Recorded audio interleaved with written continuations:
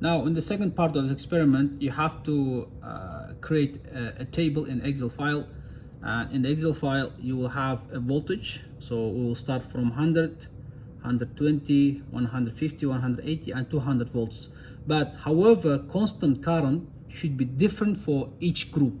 So first group has to start with the 1 ampere, but next group has to start with 1.1 ampere. The second group has to start with 1.2 ampere, and so on, so that data will not be same for all across students.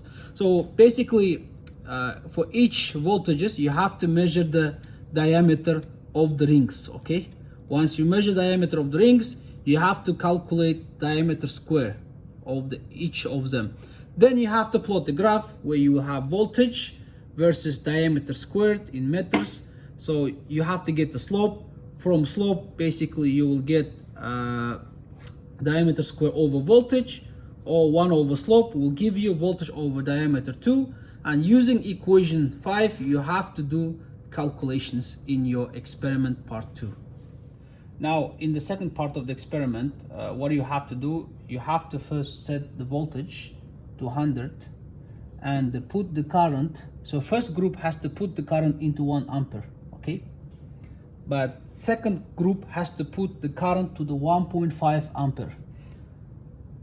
Third group has to put the current to the constant 1.3, and so on until 1.5 ampere current, okay? So suppose the first group is doing, so what you have to do, you have to first put the voltage to the 100. There is a table in Excel file. You have to put the current voltage to the 100 voltage and put the constant current, which is 1 ampere. Then you have to measure the diameter of the circular ring. Then after that, try to put it to the 100, let's say 20 volts or 30 volts, let's say 130 volts, and then put the and then measure the diameter of the ring.